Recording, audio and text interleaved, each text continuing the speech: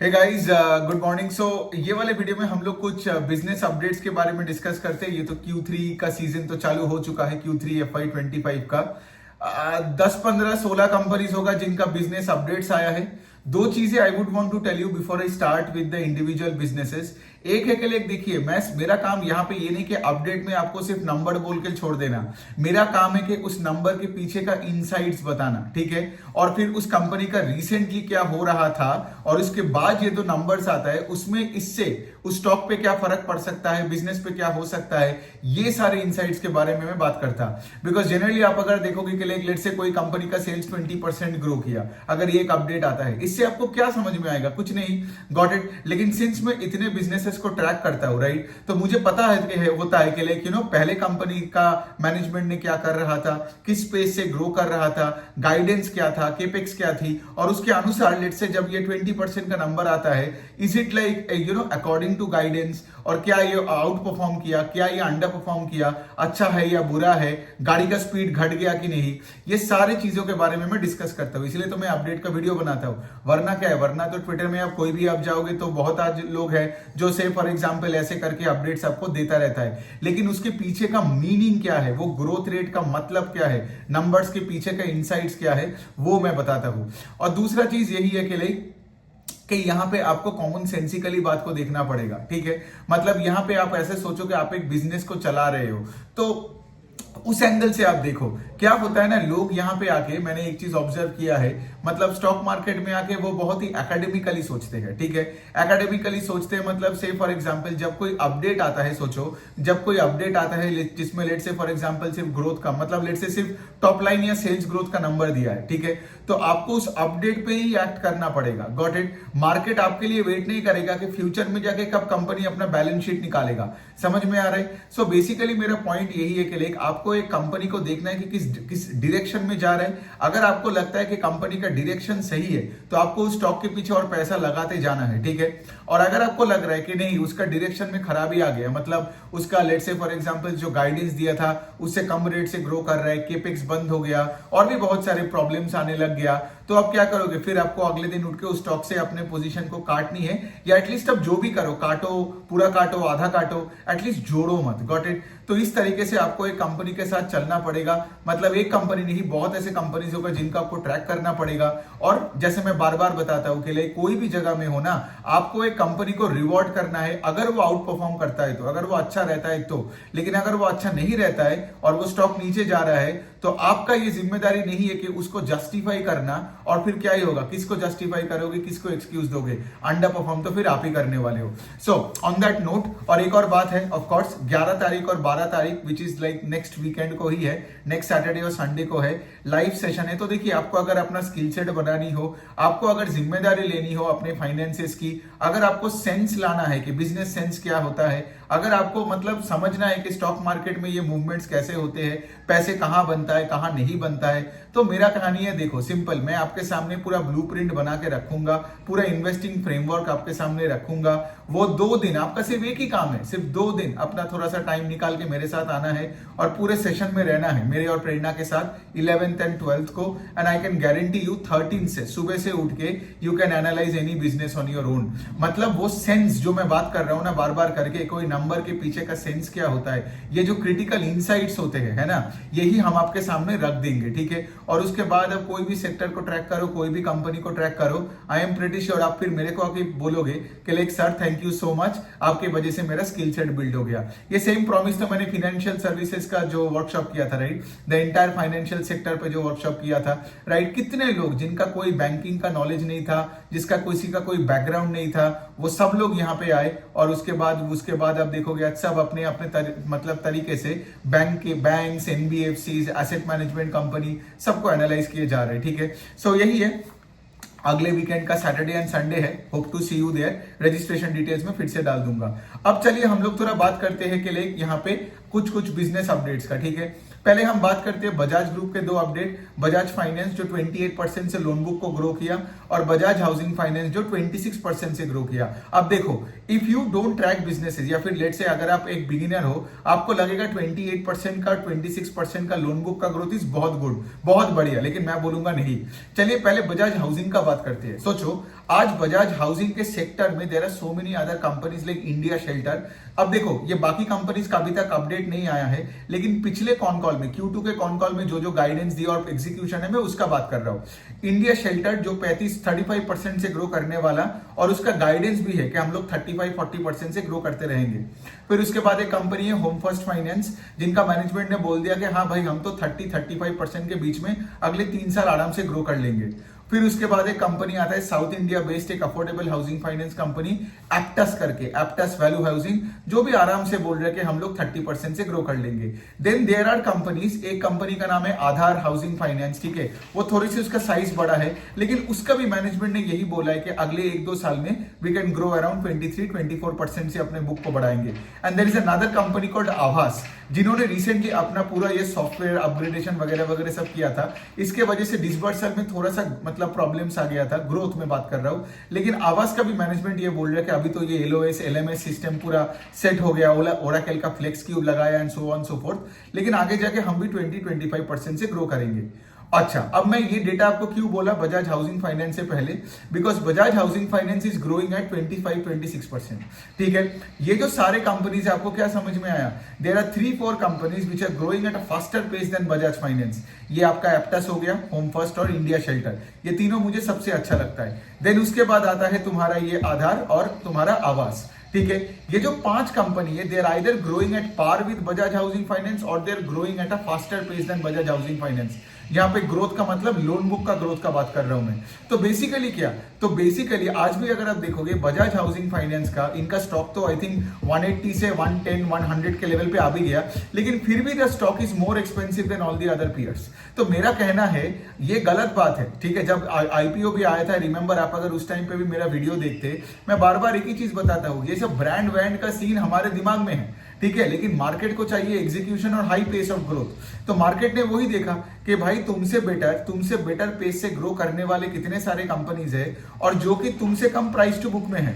तो तुम कौन सी खेत की मूली हो भाई कि तुम 25-26% से ग्रो करोगे और तुमको हम 8 टाइम्स बुक देंगे। इसलिए अभी आप देखोगे वो 5-5.5 टाइम्स बुक हो भी गया, ठीक है। अब देखो पॉइंट ये है कि अगर मैं देखता कि प्राइस टू बुक 2.5 है और 25% का ग्रोथ है, तब मैं शायद सोचता कि हाँ भाई इसमें पैसा डाल सकता हूं।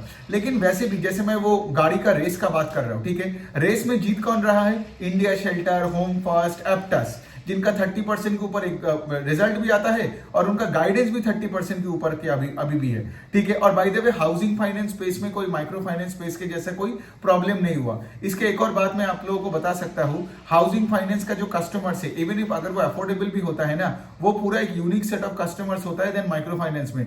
बिकॉज अल्टीमेटली बात वही होता है कि सोचो जो बंदा अपना मतलब लेट से होम लोन लिया है, वो लास्ट में अपना होम लोन पे डिफॉल्ट करता है बिकॉज वो घर पे अपने फैमिली के साथ रहता है।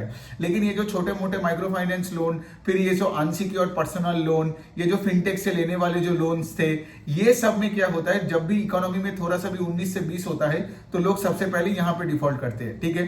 तो इसीलिए आप देखोगे हाउसिंग फाइनेंस स्पेस में कोई प्रॉब्लम नहीं है। ये मैं पिछले Q2 के, जब मैंने तो सबका कॉन कॉल तो पढ़ता ही हूँ, तो सबको कॉन कॉल पढ़ के मैं ये बोल रहा हूँ कि कोई भी हाउसिंग फाइनेंस कंपनी में, वेदर वो प्रीमियम हाउसिंग फाइनेंस हो या अफोर्डेबल, इनमें कोई प्रॉब्लम नहीं है। लेकिन आई गेस आपको समझ में आ रहा है बजाज हाउसिंग फाइनेंस में क्या इशू है। It's a bad investment, the company is not bad. अभी तो उनका आई थिंक 1.1 लाख करोड़ का लोन बुक भी हो गया, ठीक है। लेकिन द पॉइंट इज के लिए I am not going to pay 5.5-6 times the book. Stock गिर गया तो फिर क्या, लेकिन फिर भी मुझे दिखता है कि 5-6 टाइम्स बुक में मैं 26% क्यों दूं, जहां पे अगर आप इंडिया शेल्टर जैसा बिजनेस को देखोगे वो 35-40% के रेंज में ग्रो करता है, गाइडेंस 35% है और उसका प्राइस टू बुक मुझे एग्जैक्टली पता नहीं है, लेकिन आप देखोगे कि वो 4 के नीचे है, ठीक है। इवन आप एप्टस को भी देखोगे तो the deal is better than Bajaj housing finance. तो मुझे higher pace of loan growth मिल रहा है, गाइडेंस मिल रहा है अच्छे से और मेरा प्राइस टू बुक भी कम है, तो फिर मैं यहां क्यों आऊं। इसीलिए आप देखे होंगे ये स्टॉक IPO के बाद से कुछ नहीं किया। दूसरा कंपनी का नाम है बजाज फाइनेंस। अब देखो बजाज फाइनेंस में अगेन वही है, जिनको लगता है बजाज फाइनेंस का रिजल्ट अच्छा है तो बजाज फाइनेंस को वो ट्रैक नहीं करता है, या फिर यही मैं बताता हूं उनका मार्केट में सेंस नहीं है। सेंस का बात क्यों बोल रहा हूं मैं, इसलिए तो बता रहा हूं मेरे सेशन अगले सैटरडे संडे आओ ना, ये बिजनेस सेंस आपको होना बहुत क्रिटिकल है। वरना जब किसी का रिजल्ट आता है ना, वो नंबर देख के आपको समझ नहीं आता आएगा कि वो नंबर अच्छा है या बुरा है। सोचो एक कंपनी एक टाइम में 34-35% से ग्रो कर रहा था। This was Bajaj finance back in 2022, Covid के बाद जब वो वापसी किया सब, ठीक है।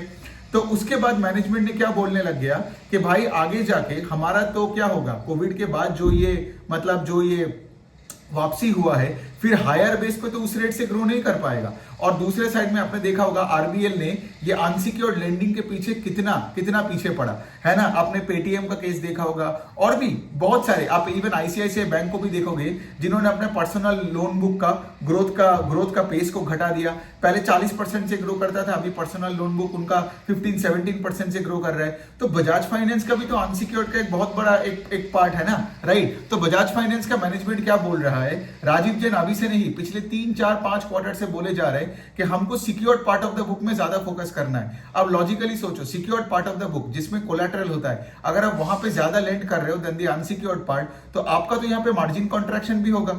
इसीलिए आप देखोगे बजाज फाइनेंस का पिछले 3-4 क्वार्टर में कोई भी क्वार्टर उठा के देख लो, उनका लोन बुक अगर 30% से भी ग्रो करता है, लेकिन उनका प्रॉफिट आफ्टर टैक्स ग्रो करता है 15% से। इसका क्या मतलब, यहाँ पे मार्जिन प्रेशर तो है ही, गॉट इट, मार्जिन प्रेशर हो रहा है बिकॉज यहाँ पे प्रोडक्ट मिक्स चेंज हो रहा है in favour of secured loans, ठीक है। क्योंकि बजाज फाइनेंस को भी समझ में आ गया कि अनसिक्योर्ड में वो जो पागलों की तरह जो लेंडिंग कर रहे थे वो कोई भी नहीं कर पाएगा। सो द पॉइंट इज, अभी क्या सिचुएशन हो रहा है, एक तो मार्जिन कंप्रेशन है और दूसरी तरफ उन्होंने अपने लोन बुक के ग्रोथ के गाइडेंस को भी घटा दिया। इवन इस बार आपने कितने देखा, 28% का AUM का ग्रोथ, लोन बुक का ग्रोथ Q3 ओवर Q3 में, जबकि पिछले कोई भी क्वार्टर में आप देख लो द नंबर वाज बिटवीन 30-32% से, और कोविड के बाद जब वापसी किया था तब तो इट वाज 35-36% का था। तो इसका क्या मतलब, लोन बुक का pace of growth is going down and margins are also going down.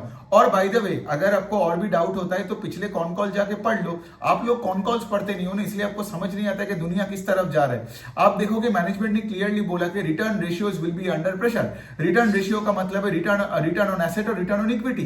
तो उनका जो ROE का नंबर था बजाज फाइनेंस का, पहले 2-3 साल पहले वो 25% था, अभी वो 19% हो गया। और मैनेजमेंट ने कॉन कॉल में बोला कि आगे भी ये प्रेशर में ही रहेगा, क्या पता 16-17%, 18% के लेवल पे आ जाए। तो ऐसा कोई स्टॉक पैसा नहीं बनाता है जो डायरेक्शनली, जिसका ROE नीचे की तरफ जा रहा है, जिसका डायरेक्शनली लोन बुक का पेस ऑफ ग्रोथ घट रहा है। अभी आपको समझ में आ रहा है मैं क्यों बोल रहा हूं कि मेरा सेशन ज्वाइन करो।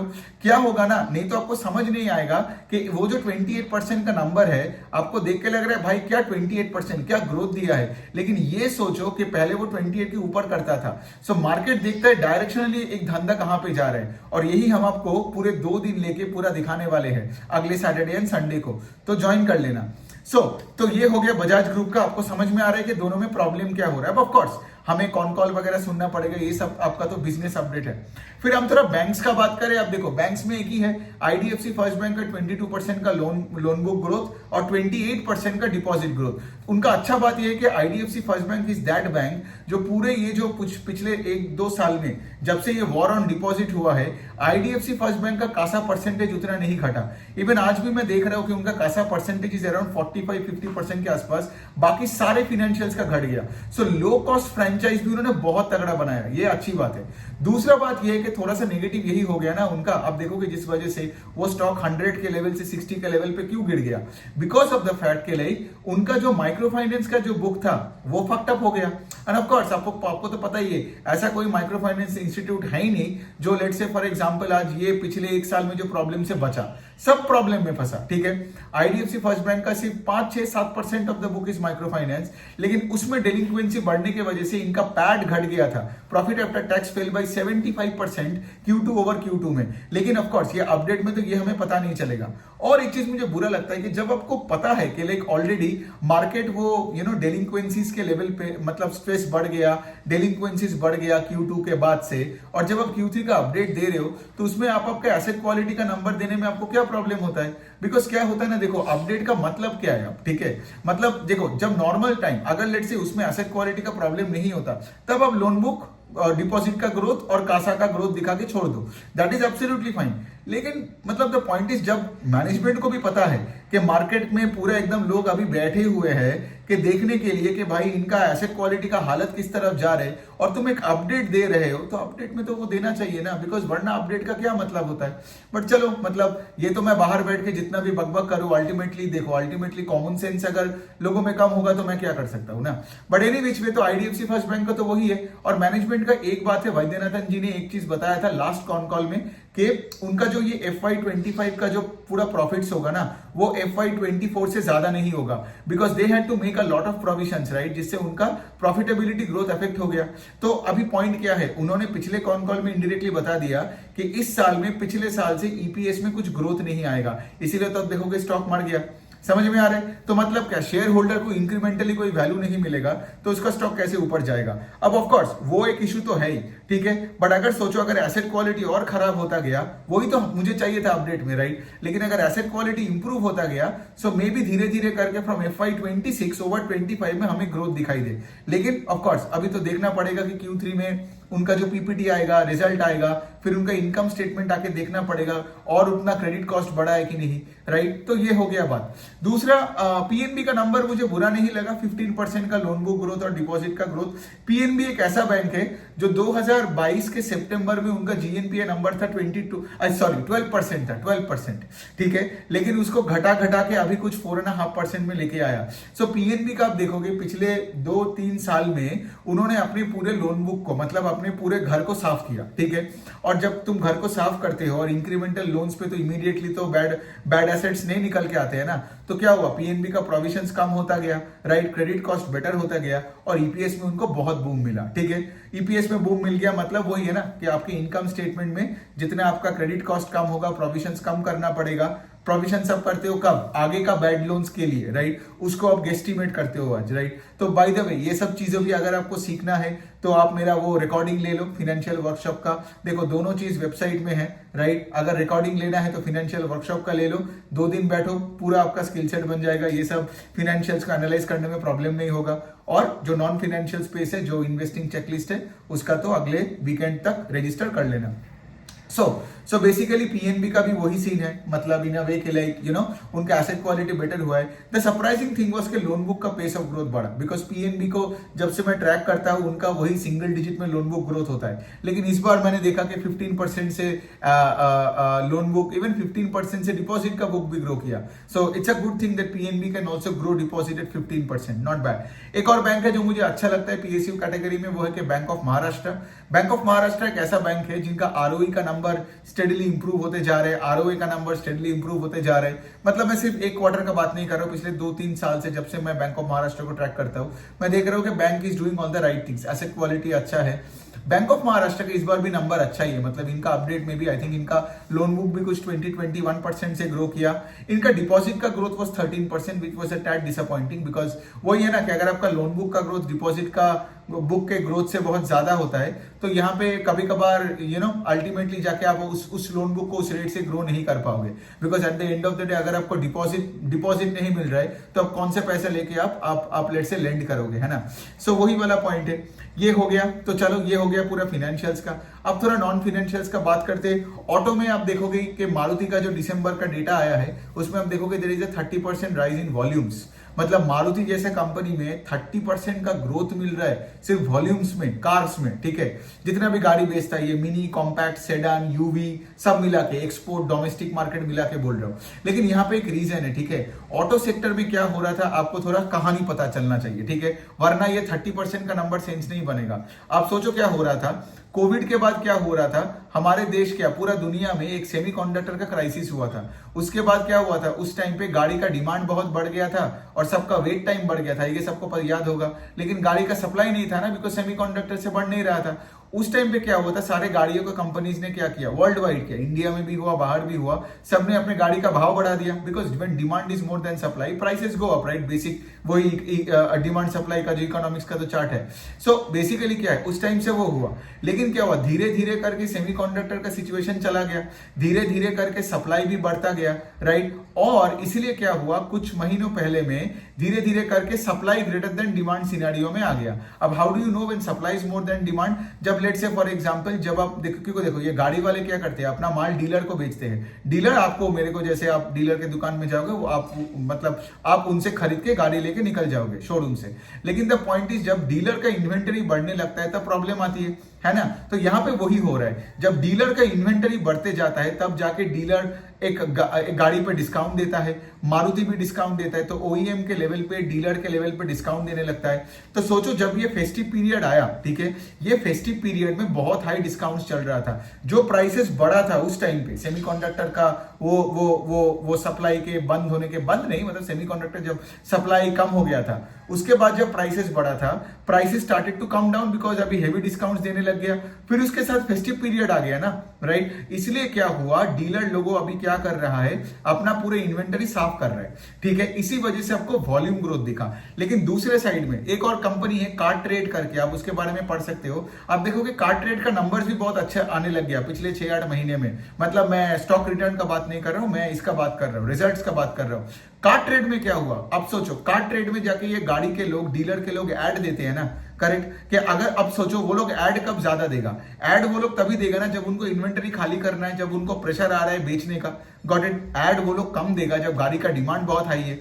सो बेसिकली जब आप देखोगे, जब गाड़ी का demand is more than supply, तब क्या होता है, ओईएम्स एंड डीलर्स ये कार्ट ट्रेड वाले कंपनीज में कम एडवर्टीजमेंट देता है, मतलब कार्ट ट्रेड कम कमाता है। और कार्ट ट्रेड कब ज्यादा कमाता है, उल्टा जब सिचुएशन होता है, मतलब जब गाड़ी बिक नहीं रहा है तो और भी ज्यादा जब डिस्काउंट देता है, कोई जब नया लॉन्च करते हैं कोई मॉडल। और कार्ट ट्रेड में क्या है, महीनों में तो आई गेस उसके ऊपर मैंने प्लेटफॉर्म बिजनेस पे छोटा सा एक वीडियो भी बनाया था, कार्ट ट्रेड, और आई थिंक मैंने वो naukri.com पे, सो वो भी जाके देख सकते हो। तो अभी कार्ट ट्रेड वाले पे भी वो सीन चल रहा है, ठीक है, कि कार्ट ट्रेड बहुत अच्छे से पैसे बना रहा है बिकॉज यहाँ पे इन्वेंटरी साफ कर रहे हैं थ्रू डिस्काउंट्स। लेकिन मारुति का जो ये 30% का जो दिसंबर का नंबर है, I hope you are getting the point, right. और ये वाले बात मुझे किसी ने बताया, एक्चुअली ये वाले बात मुझे बताया था नवंबर में जब कॉन कॉल हुआ था, ये लैंडमार्क कार्स और पॉपुलर व्हीकल्स का। ये दोनों कौन है, ये दोनों कंपनी है ऑटो डीलरशिप, इनका लिस्टेड स्टॉक भी है, ठीक है। तो इन्होंने वही बताया था, बिकॉज ये लोग देखो, ये लोग आपका मारुति हो, एमएनएम हो, रेनॉल्ट हो, मर्सिडीज हो, जैसे लैंडमार्क कार्स मर्सिडीज का सबसे बड़ा ऑटो डीलर है इन दिस कंट्री। तो उन्होंने भी यही चीज बताया, बिकॉज डीलर को पता चल जाता है ना कि कब सिचुएशन कैसा जा रहा है। तो उन्होंने भी यही चीज बताया था कि ऑटोमोबाइल्स गाड़ी में प्रोडक्शन तो बहुत हो गया, लेकिन अभी क्या हो रहा है ना, अभी डिमांड थोड़ा ठंडा पड़ गया तो सप्लाई बढ़ गया। As a result of which ये डीलर के लेवल पे भी इनको वॉल्यूम ग्रोथ, जैसे लैंडमार्क कार्स का भी आप पिछले क्वार्टर का नंबर देखोगे, उनका सेल्स ग्रोथ बहुत अच्छा था because of the volume growth, लेकिन उनका मार्जिन क्रैश हो गया, मार्जिन एकदम घट गया। क्यों, बिकॉज उनको भी डिस्काउंट में देना पड़ा, है ना। बिकॉज अगर आप पुरानी इन्वेंटरी नहीं बेचते हो तो फिर नया गाड़ी बेच के मारुति कब तक वो चैनल पाइपलाइन में उसको घुसेड़ता रहेगा, है ना। बियॉन्ड द पॉइंट तो फिर मारुति का भी तो प्रोडक्शन बंद हो जाएगा। समझ में आ रहा है मैं क्या बोल रहा हूं। तो ये है आज का सिनेरियो, ठीक है। इसके वजह से आज ये 30%, लेकिन पॉइंट ये है, ये 30% का ग्रोथ रेट स्ट्रक्चरल नहीं है। समझ में आ रहा है क्यों, बिकॉज कल जब डिस्काउंट चला जाएगा, राइट, जब ये इन्वेंटरी खाली हो जाएगा, again things will come back, right, things will balance हो जाएगा। सो बेसिकली यही है मारुति का, ठीक है। और उसके साथ अभी हम बात करते हैं लास्ट कैटेगरी का, रिटेल अपैरल में। अब देखो रिटेल अपैरल में वही है, एक ही कंपनी है जो सबसे अच्छे रेट से ग्रो कर रहा है और वो करते ही जा रहा है, ठीक है। V2 रिटेल इस बार V2 रिटेल इज बेसिकली वो कपड़े वपड़े बेचने का कंपनी है, ठीक है। अफोर्डेबल, ये जो सारे कंपनीज का बोल रहा हूं, ये सारे वो अफोर्डेबल कपड़े बेचते हैं टायर 2, 3, 4 सिटीज में, ठीक है। तो V2 रिटेल इस बार भी 58% से ग्रो किया। आप कोई भी एक क्वार्टर में उठा के देख लो V2 रिटेल का, वो लॉस से प्रॉफिट में आया और फिर उसके बाद से they kept on growing at 60-65% के रेंज में। Even V2 retail actually out perform trend also. Trend मतलब जो जूडियो वाला है, ठीक है। इतने दिन से क्या हो रहा था, Q2 के पहले का बात कर रहा हूं, मतलब अभी तो चलो ये तो Q3 का नंबर बोला V2 रिटेल का 58% का, लेकिन if you go back in the last 5-6 quarters, V2 retail performed at par और इवन बेटर देन ट्रेंड। मतलब V2 का गाड़ी was going at a faster pace और at an equal pace to Trent, क्योंकि ट्रेंड 50-55% से ग्रो कर रहा था और V2 रिटेल 55-60% से ग्रो कर रहा है। Q2 में जाके थोड़ा खेल बदल गया, जब V2 ने 60% मारा लेकिन ट्रेंड ने किया 39%। समझ में आया, मतलब ट्रेंड का गाड़ी का स्पीड घट गया। इसलिए आप देखोगे उसके बाद Q2 का रिजल्ट के बाद से ट्रेंड का स्टॉक 9,000 से फिर चलना बंद हो गया, अभी भी आगे 7,000 के रेंज में है। लेकिन V2 रिटेल का तो चलता ही रहा, तब भी 60 था, और इस बार जब Q3 का नंबर्स आया है अभी भी 58% किया। इन्होंने तो V2 रिटेल का तो मैनेजमेंट ने तो इवन स्टोर एक्सपेंशन भी का भी गाइडेंस बढ़ाया था। पहले उन्होंने बोला था साल में 40 दुकानें खोलेगा, फिर बीच में आके Q2 के बाद बोलता है कि हम 40 नहीं, अब हम 62 खोलेंगे।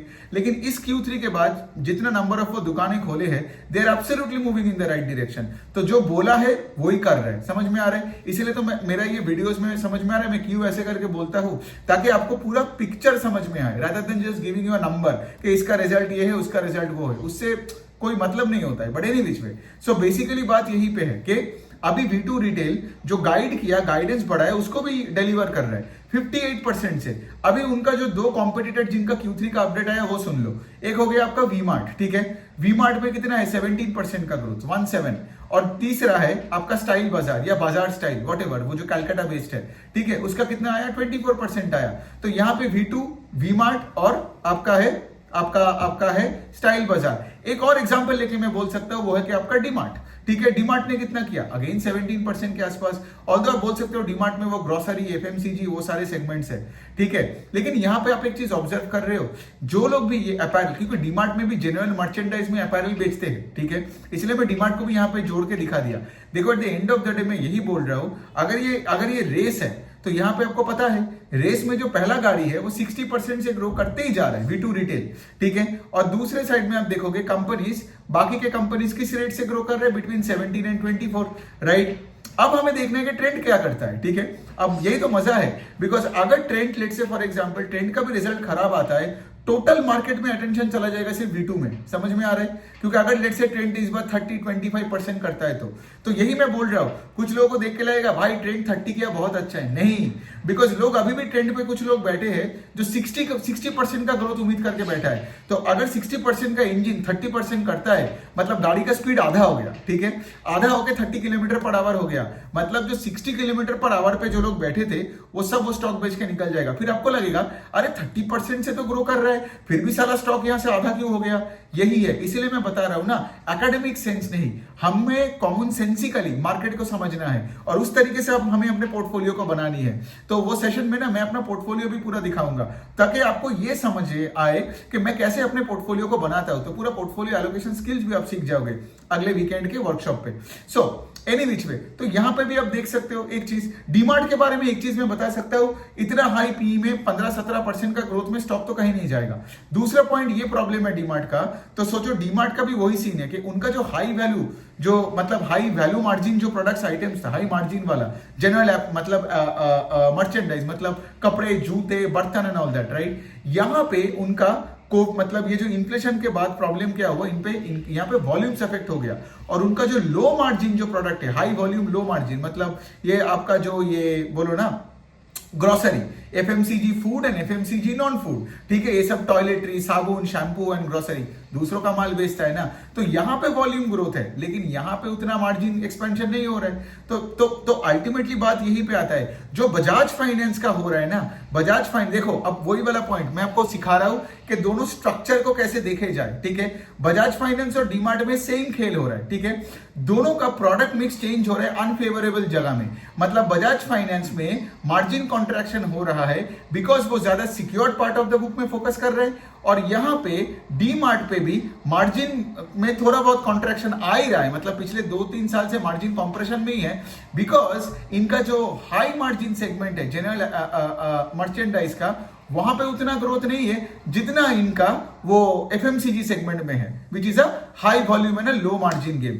समझ में आ रहा है। तो इसीलिए end of course overall DMart का भी स्टोर एक्सपेंशन भी आप देखोगे तो सिंगल डिजिट में आता है, 10-12% से वो अपना स्टोर्स को एक्सपैंड कर रहे हैं। मतलब क्या मिलेगा ग्रोथ, मतलब ग्रोथ है नहीं। अब बड़े बड़े नाम डीमार्ट, बजाज हाउसिंग, बजाज फाइनेंस बोल के रह जाओगे तो आप खुद ही देख रहे हो, राइट, आसपास में सब मल्टी बैगर्स बने जा रहे हैं और आप वहां पे बैठे हो, राइट, और आप वैल्यू इन्वेस्टर कहते हो अपने आप को। मतलब द पॉइंट इज कि आपको अगर खेल समझ नहीं आता है ना, तभी आप ऐसे ब्रांड्स पे फोकस करोगे, पास्ट के बारे में देखोगे कि राधा कृष्णन दामानी जी ने कंपनी खोला था, फिर ये हुआ था, वो हुआ था।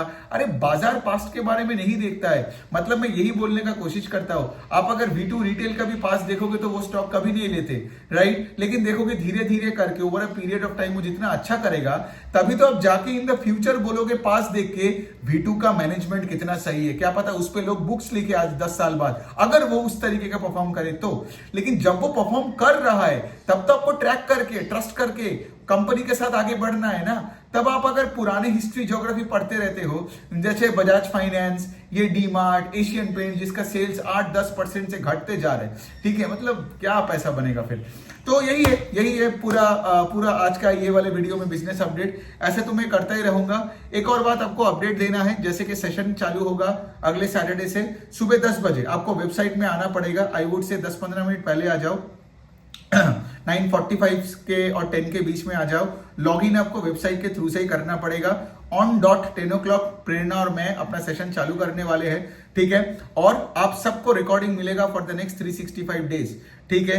1 साल के लिए रिकॉर्डिंग रहेगा। तो बार बार ये पूछ के कोई सेंस नहीं बनता कि सर रिकॉर्डिंग मिलेगा कि नहीं। ऑफ कोर्स रिकॉर्डिंग मिलेगा। अगर आपने 999 पे करके रजिस्टर किए हो तो आपको 100% रिकॉर्डिंग मिलेगा वेबसाइट में फॉर द नेक्स्ट 365 डेज। और उसके बाद हम उस सेशन में एकदम आपको हैंड होल्ड करके आपका स्किल सेट हम दोनों एकदम बना देंगे।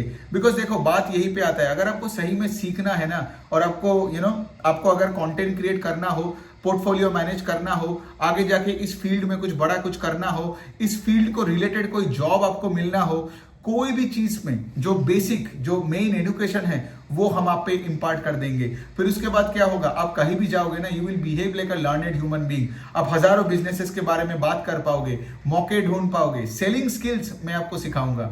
सब तो बाइंग स्किल्स के बारे में बात करता है, लेकिन एक स्टॉक को कब बेचना पड़ता है, ये जो मार्केट साइकिल का तो जेनेरिक थ्योरी सब बताते रहते हैं, लेकिन एग्जाम्पल कहाँ है, हम वही आपको दिखाएंगे विथ मल्टीपल प्रैक्टिकल एग्जाम्पल जो करंट सिचुएशन में है। समझ में आ रहा है। फिर जैसे मैंने बताया अपना पोर्टफोलियो भी मैं दिखाऊंगा, और उसके साथ साथ क्या होगा, आप देखोगे कि how I built upon a stock, ठीक है। फिर आप ये भी समझोगे कि like it is not you who decide the allocation but the company decides कि वो कितना एलोकेशन रखेगा अपने पोर्टफोलियो में based on its performance and management guidance and commentary.